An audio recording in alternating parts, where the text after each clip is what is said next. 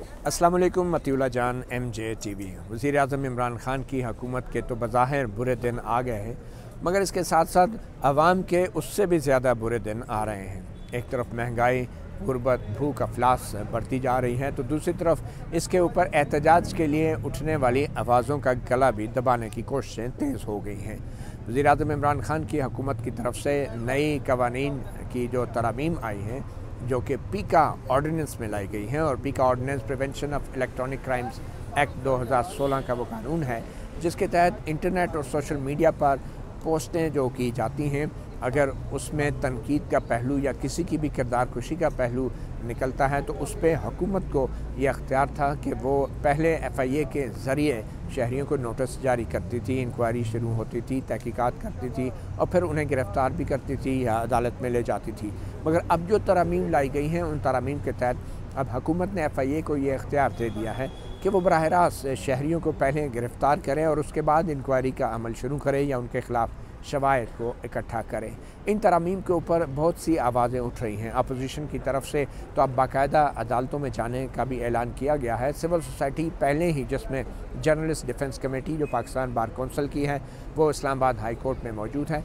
और journalist defence committee इससे पहले भी सहाफ़ियों का दिफा करते हुए पीका के इस कानून से मुतल्लक बहुत से तहफ़्फ़ुज़ात का इज़हार कर चुकी है। और अहम बात यह है कि Islamabad high court chief justice अता मनल्ला की अदालत से पहले ही बड़ी वाज़ेह और ठोस हदायत फ़ेडरल इन्वेस्टिगेशन एजेंसी को दी गई हैं, और फ़ेडरल इन्वेस्टिगेशन एजेंसी की तरफ से इन तरमीम के आने से पहले ही बहुत सी यकीन दहानियाँ इस्लामाबाद हाई कोर्ट को तहरीरी तौर पर कराई गई थी, और उन यकीन दहानियों की शक्ल स्टैंडर्ड ऑपरेटिंग प्रोसीजर की सूरत में सामने देखने को मिलती है। स्टैंडर्ड ऑपरेटिंग प्रोसीजर जो कि FIA की तरफ से चीफ जस्टिस अता मनल्ला को इस बात की यकीन दहानी कराई गई थी कि आइंदा किसी भी शहरी और ख़ास तौर पर सहाफ़ी के ख़िलाफ़ जब कोई शिकायत मौसूल होगी तो उसकी पहले इंक्वायरी की जाएगी और फिर सबूत इकट्ठे किए जाएंगे। उसके बाद फिर उस सहाफ़ी या किसी भी शहरी को नोटिस जारी किया जाएगा, उससे तहरीरी जवाब मांगा जाएगा, उसको सुना जाएगा, और उसके बाद फिर उसके ख़िलाफ़ गिरफ़्तारी या कोई भी अदालत में पेश करने की कार्रवाई होगी या नहीं। मगर जब से ये तरमीम आई हैं, तो हुकूमत ने पीका के इस कानून में तरमीम के ज़रिए अब FIA को ये अख्तियार दे दिया है कि वो बग़ैर किसी इंक्वायरी के, इन्वेस्टिगेशन के या समाअत करने के महज किसी की शिकायत पर भी किसी भी शहरी और ख़ास तौर पर सहाफ़ी को गिरफ़्तार कर सकती है। तो ये जो अमल है, ये अमल है कि एक जुर्म को, किरदार कुशी किसी की करना ऑब्वियसली जुर्म है, उसके कानून दूसरे भी मौजूद हैं, हत्या इज़्ज़त का कानून है दूसरे, मगर एक जुर्म के ऊपर कोई भी शहरी शिकायत करता है, शहरी या हुकूमत भी, अब तो फिर उस शहरी को अब बग़ैर इंक्वायरी के गिरफ़्तार भी किया जा सकेगा। ये हैं नई तरमीम जो पीका के कानून में लाई गई हैं हुकूमत की तरफ से, और यही वो तरमीम हैं जिनके ख़िलाफ़ अब तमाम शहरी भी आवाज़ उठा रहे हैं, सिविल सोसाइटी भी और अपोजिशन की जमातें भी। तो ये इस्लामाबाद हाई कोर्ट में आज इसी हवाले से एक दरख्वास्त भी लाई गई थी, और ये दरख्वास्त जो थी उसमें उसको अब कल तक के लिए मुलतवी कर दिया गया है। उसमें भी पीका के इस कानून को चैलेंज किया गया था Pakistan federal union of journalist की तरफ से, और कल 24 तारीख को मोहसिन बेग जो एडिटर थे, ऑनलाइन न्यूज़ एजेंसी के चीफ एडिटर और मालिक थे, वो अभी तक गिरफ़्तार हैं, उन पे भी यही पीका का कानून लागू हुआ था, मगर इन तरमीम से पहले। और इन तरमीम से पहले जो उनकी गिरफ़्तारी लाई गई थी, तो चीफ जस्टिस अता मनल्ला ने पिछली तारीख में यही सवाल उठाए थे कि कानून में पहले इंक्वायरी है, बाद में गिरफ़्तारी, तो आपने पहले कैसे गिरफ़्तारी कर ली, और अपने अहकामात में भी उनकी गिरफ़्तारी के अमल को इस्लामाबाद हाई कोर्ट ने कहा था कि वो बुनियादी हकूक़ की ख़िलाफ़ वर्जी है, और बड़ी सख्त रिमार्क्स भी दिए थे। और आज के जो प्रोसीडिंग हुई है उसमें PFUJ की दरख्वास्त के ऊपर चीफ जस्टिस अता मनल्ला ने ये हुक्म दिया है कि जो नई तरमीम पीका के कानून में लाई गई हैं, उन पे अब उन तरमीम के मुताबिक पहले गिरफ़्तारी का जो अख्तियार FIA को मिला है, FIA वो अख्तियार इस्तेमाल नहीं कर सकती। इस्लामाबाद हाई कोर्ट की तरफ से जारी करदा अहकामात की रोशनी में अब अमली तौर पे हुकूमत की तरफ से लाई गई मतनाज़ा तरमीम जो कि पीका के कानून में की गई हैं, उन पे अमली तौर पे अब अमल दरामद नहीं हो सकता। ये बहुत बड़ा एक सेटबैक है हुकूमत के लिए, जो बड़ी चाह से इस ऑर्डिनेंस को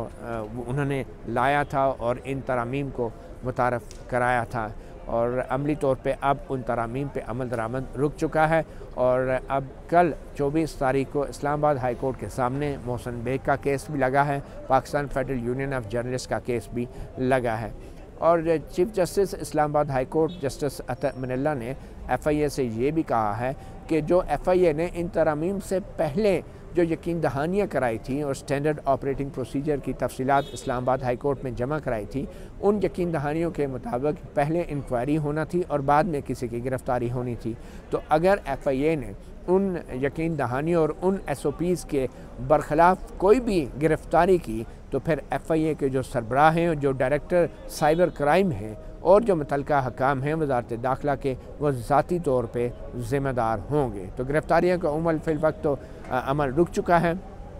कल इस्लामाबाद को हाई कोर्ट दोबारा इस मामले की समाअत करेगी, मगर अब सवाल ये पैदा हो रहा है कि ये सारा मामला जहाँ किस तरफ रहा है। वज़ीर-ए-आज़म इमरान खान की हुकूमत क्यों एक ऐसे नाजुक वक्त पे कि जब अवाम मुश्किलात का दोचार हैं, अवाम मुसीबत का दोचार हैं, महंगाई, गुर्बत और अफलास उनके गले तक आ गई है, तो एक ऐसे वक्त में जबकि अवाम एहतजाज कर रहे हैं, सड़कों पे हैं और अपोजिशन भी एहतजाज कर रही है, सोशल मीडिया के ऊपर इस किस्म की पाबंदियाँ कि कोई भी शख्स तनकीद करेगा, वो तनकीद पहले तो सिर्फ कौमी सलामती के इदारों के ऊपर एक्शन लिया जाता था, मगर ये जो तरमीम आई हैं इसमें किसी भी पब्लिक ऑफिस होल्डर यानी कि किसी भी अवामी अहदेदार पर भी तनकीद करना जो है वो काबिल दस्तअंदाज़ी पुलिस बनाया गया था। तो ऐसे वक्त में अवाम के ऊपर और ख़ास तौर पे मीडिया और सहाफ़ियों के ऊपर उनको गिरफ़्तारी की धमकी लगाना नए कवानीन के तहत, ये एक बहुत बड़ा सवालिया निशान है वज़ीर-ए-आज़म इमरान खान के जमहूरी क्रेडेंशियल्स के ऊपर। और ये तरमीम क्यों की गई, इस पे एक सवाल और भी उठता है कि क्या इन तरमीम का मकसद आवाम को बराह रास्त फ़ौज के बिलमुकाबिल खड़ा करना है। ये इसलिए भी कि पहले तो इंक्वायरी के बाद गिरफ़्तारी का अख्तियार था और आम शहरी जो शिकायत लगाते थे कि जी मेरा दिल दुखा है, मेरी फ़ौज पे तनकीद हुई है, और सहाफ़ियों के ख़िलाफ़ आम शहरी किसी भी शहर में, किसी भी ज़िले में, किसी भी TV चैनल को प्रोग्राम दे के किसी भी थाने में जाके या FIA को वो दरख्वास्त दे सकता था, मगर उसकी इंक्वायरी ज़रूरी थी। तो अब इन तरमीम के बाद आम शहरी जो है उसको ये अख्तियार दिया गया कि वो फ़ौज के इदारों के हवाले से भी शिकायत दर्ज करा सकता है। और इन तरमीम से पहले सूरत हाल कुछ मुख्तलिफ थी। इन तरमीम से पहले भी आम शहरियों की दरख्वास्त पे फ़ौज पर तनकीद करने वालों के ख़िलाफ़ कार्रवाई होती थी, जिस पे इस्लामाबाद हाई कोर्ट ने वाज़ेह तौर पे हदायत जारी की थी, हुक्म जारी की थी कि इस कानून के तहत सिर्फ नेचुरल पर्सन यानी एक आम शहरी सिर्फ आम शहरी के ऊपर लगाए गए सोशल मीडिया के इल्ज़ामात पर ही शिकायत करंदा बन सकता था। तो इसके बाद इस नई तरमीम के तहत आम शहरी को भी अख्तियार दे दिया गया है कि फ़ौज और दूसरे हसास इदारों या इवन वज़ीर-ए-आज़म या वज़रा या पब्लिक ऑफिस होल्डर्स के ऊपर कहीं भी वो तनकीद अगर होती देखें किसी TV चैनल पे, तो आम शहरी भी शिकायत कर सकता है कि जी मेरे कप्तान, मेरे वज़ीर-ए-आज़म, मेरे वफाकी वज़ीर के ऊपर जो तनकीद की जा रही है इससे मेरा दिल दुखा है, मुल्क का वक़ार डैमेज हुआ है, इसलिए FIA कार्रवाई करे। और साथ ही ये अख्तियार भी इन तरमीम में दिया गया कि ऐसी शिकायत के ऊपर पहले गिरफ़्तारी होगी और बाद में इंक्वायरी होगी। तो ये तरमीम यकीनी तौर पे अदलिया के भी लम्हा फ़िक्र हैं, मीडिया भी इस पर सरापा एहतजाज है, आम शहरी और सिविलियन जो सिविल सोसाइटी हैं वो भी सरापा एहतजाज है। तो क्यों ये अवाम और फ़ौज के दरमियान ये एक तनाज़ा बनाने की ये कोशिश की जा रही है। बज़ाहिर जो कुछ इमरान खान और मुराद सईद के हवाले से मोहसिन बेग ने कहा था, इस मामले में अवाम और हुकूमत जो थी वो आमने सामने थी, मगर अब इस तरमीम के ज़रिए जिस तरीके से आम शहरी को बाकायदा अख्तियार दिया गया कि वो भी कौमी सलामती के इदारों पर होने वाली तनकीद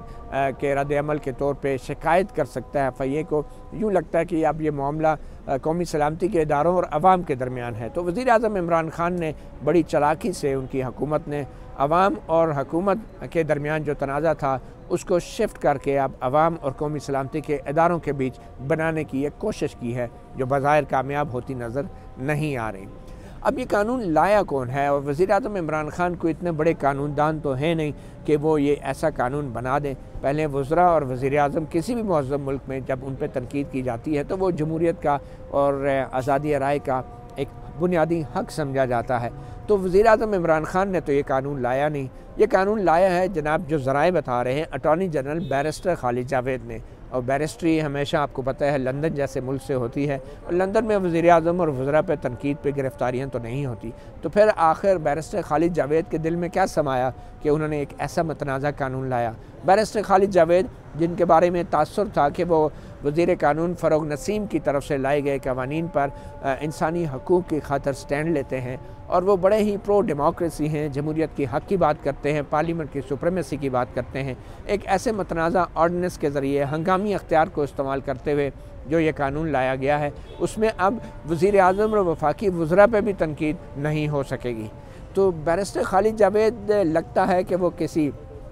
सियासी दबाव में हैं, या वो वज़ीर-ए-आज़म इमरान ख़ान को खुश करना चाह रहे हैं, और इतने बड़े बैरिस्टर और कानूनदान होते हुए भी अगर वो इस तरह के कानून में तरमीम लाएंगे कि आप वज़ीर-ए-आज़म पे भी और वफाकी वज़रा पे भी तरमीम नहीं कर सकते, तो ऐसे इक़दामात और ऐसी कानून साजी के लिए एक ही लफ्ज़ है, और वो है चापलूसी का। अब बड़ा अफसोस होता है कि अटॉर्नी जनरल खालिद जावेद के हवाले से कोई ऐसा तासुर भी उभरे कि वो चापलूसी कर रहे हैं वज़ीर-ए-आज़म की, उनको खुश करने की कोशिश कर रहे हैं, मगर शायद ये पहली बार नहीं हुआ। सेनेट में खुफिया वोट के हवाले से भी ऐसे ही एक अजीब व गरीब ऑर्डिनेंस लाया गया था, और कहा गया था कि हंगामी हालत है, असम्बली इजलास में नहीं है, और इस हंगामी हालत में फ़ौरी कानून साजी ज़रूरी है, और कहा गया था कि सेनेट की जो वोट है वो सीक्रेट नहीं होगी, वो पब्लिकली दिखा के वोट दी जाएगी, और उसको मशरूत कर दिया गया था सुप्रीम कोर्ट के फ़ैसले से। ये अजीब हंगामी सूरत हाल थी, जिसको कहा गया था कि सुप्रीम कोर्ट के फ़ैसला अगर हक़ में आया तो ये ऑर्डिनेंस जो है वो नाफिज हो जाएगा, और अगर हक़ में ना आया तो ये ऑर्डिनेंस गैर मौसर हो जाएगा।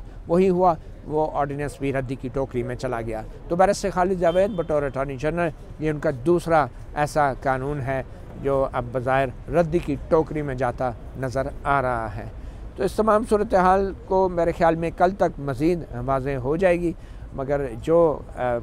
ऑर्डिनेंस के ज़रिए ये तरामीम लाई गई हैं, ये यकीनी तौर पे आने वाले वक्त में तहरीक इंसाफ ख़ुद को एक बहुत बड़े टारगेट के तौर पे देख रही है, और वो टारगेट जो है बनाया जाएगा सोशल मीडिया की तरफ से। ज़ाहिरी बात है, जब एक हुक्मरान जमात की कारकर्दगी ही ऐसी होगी कि जिसमें आवाम की चीखें निकल रही होंगी, तो वो चीखें मेन स्ट्रीम मीडिया पे तो निकलना बंद हो रही हैं। आहिस्ता आहिस्ता अब सोशल मीडिया ही रह गया है, जिसको अब वज़ीर-ए-आज़म इमरान ख़ान कंट्रोल करना चाह रहा है, कि जहाँ पे गुरबत, अफलास, भूख और नंग के सताई हुई आवाम जो हैं अब चीखें भी ना निकाल सके। ये जो ऑर्डिनेंस अब तरमीम जो आई है, इसका मुस्तकबिल तो कुछ इतना अच्छा नहीं लग रहा, क्योंकि देखना यह है कि इस्लामाबाद हाई कोर्ट किस हद तक आगे जाकर जो है वो इस ऑर्डिनेंस में की गई इन तरामीम के ख़िलाफ़ फ़ैसला देती हैं। इस्लामाबाद हाई कोर्ट ने पहले भी बड़े ठोस फ़ैसले दिए हैं, चाहे वो F14-15 के प्लाटों का हो, चाहे वो मोनाल का हो, मगर बदकिस्मती से हमारी सुप्रीम कोर्ट के बारे में तासुर आम होता जा रहा है कि हाई कोर्टों की एक तवील समाअत के बाद, मेहनत और दलाइल के बाद जो फ़ैसले आते हैं वो सुप्रीम कोर्ट में स्टे हो जाते हैं, डंप हो जाते हैं, और फिर वो तारीख़ पड़ जाती हैं। और ऐसे बहुत सारे मुकदमात हैं जो इस वक्त सुप्रीम कोर्ट की तरफ से हाई कोर्ट के फ़ैसलों को मुअत्तल करके ज़ेर इल्तवा रख दिए गए हैं।